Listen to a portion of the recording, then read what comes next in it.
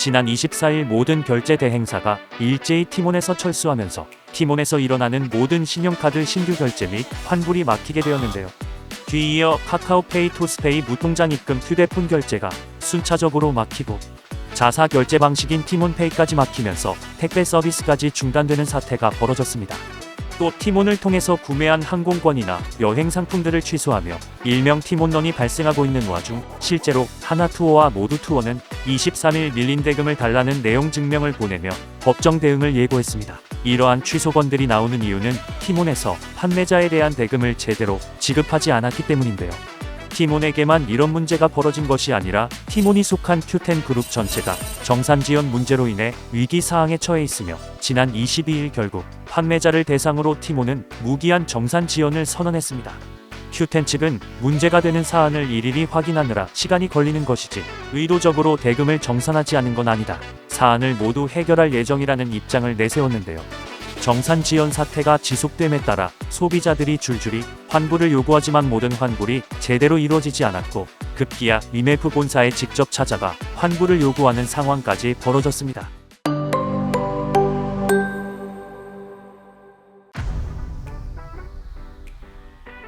왜 나는 결제를 했는데 판매자들이 대금을 받지 못하는가에 대해 의문을 가지시는 분들이 계실 수 있습니다. 쿠팡, 네이버, 티몬 같은 이커머스사들은 판매자가 입점 후 상품을 등록하고 구매자가 그 상품을 결제하면 일정 시간 뒤 수수료를 뗀 금액을 판매자들에게 대금을 지급하며 정산해주는 시스템입니다. 그런데 이번에 Q10 그룹이 판매자들에게 대금을 지급하지 못하는 상황이 계속되어 오다가 결제 대행사까지 철수하는 상황이 온 것입니다. 가장 먼저 부각되는 문제점은 Q10 그룹의 무리한 사업 확장입니다. 싱가포르에 본적을 두고 있는 Q10 그룹은 22년부터 쿠팡과의 경쟁에서 밀린 한국의 적자 이커머스들을 사들이기 시작했는데요. 짧은 기간에 많은 기업들을 사들이다 보니 인수대금을 현금으로 지불하는 것이 아니라 지분을 나눠주는 식으로 인수하였습니다. 그런데 이미 티몬과 위메프는 자본 잠식 사태에 빠져 있었고 이미 티몬 위메프의 부채를 합하면 1조 원 가까이 되는 상황에 처해집니다. 하지만 Q10 그룹은 나스닥에 Q익스프레스를 상장하기만 하면 이 모든 문제를 해결할 거라고 생각했는데요. 그래서 Q10 그룹이 몸집을 불리고 있는 와중 문제는 상장 시기는 미뤄질수록 갚아야 할 돈이 늘어나고 있다는 것. 23년 말부터 해외 셀러들에게 정산이 늦어질 때는 잠시 일어나는 해프닝처럼 보였는데 결국 국내 판매자들에게 정산이 늦어지며 이어지는 결제 대행사의 철수. 그 결과 판매자들과 소비자들이 피해를 보게 되는 최악의 상황이 나타나게 되었습니다. 그리고 다른 문제점으로는 이커머스 시장에서 두각을 나타내지 못하는 것이었습니다. 현재 이커머스계의 양대 산맥이라고 볼 수 있는 쿠팡과 네이버. 이들이 시장에서 살아남을 수 있는 비결은 멤버십 제도로 자사만의 소비 생태계를 조성했다는 것입니다. 실제로 쿠팡와우를 구독하게 되면 로켓 무료 배송 서비스와 쿠팡 플레이 OTT를 시청할 수 있죠. 쿠팡에서는 지금 실제로 K리그를 독점 중계할 뿐만 아니라 EPL 중계권까지 따내며 많은 사람들의 기대감을 모으고 있습니다. 연초 화제가 되었던 메이저리그 초청 경기, 또 올 여름 내한하는 뮌헨, 토트넘 경기를 예매하려면 구독한 사람만 예매할 수 있도록 시스템을 만들었습니다.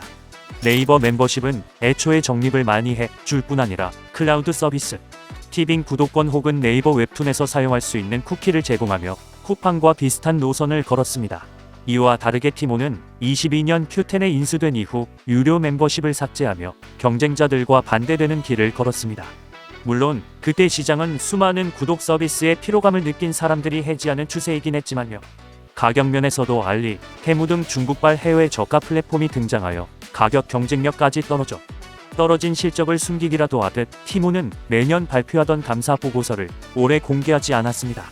25일 위메프 대표는 위메프에만 미정산 금액 확인된 것은 400억 정도이고 오늘 내로 환불하도록 노력하겠다는 입장을 밝혔고 지금 소비자 관련돼서 처리된 과정은 700건 환불하였고 처리 방식을 바꿔 속도를 높여 처리하겠다라는 입장을 어제 기자회견 가운데 밝히기도 했습니다. 티몬 사태로 인한 현재 반사이익을 얻고 있는 회사들입니다. 예스24는 온라인 유통 사업을 하는 곳이며 동방은 쿠팡과 크게 제휴를 맺은 회사입니다. 쿠팡과 이커머스 양대 산맥을 다투는 네이버도 소폭 상승하는 모습을 보였습니다. 현재 바이든이 사퇴하면서 미국에서도 해리스가 새로운 후보로 떠오르며 트럼프의 우세하던 흐름이 경합으로 국면이 전환되자 미국장은 다시 요동치고 있으며 한국에서는 큐텐 그룹 사태로 인해 많은 소비자들과 판매자들이 피해가 속출하며 국장도 혼란스러운 상황입니다. 10년 혹은 15년마다 인생을 바꿀 투자 시기가 다가옵니다. 1997년 IMF가 그랬었고 2008년 글로벌 금융위기에도 마찬가지죠. 그리고 2020년 코로나가 터지면서 전 세계 시장은 급속도로 변화하기 시작했습니다.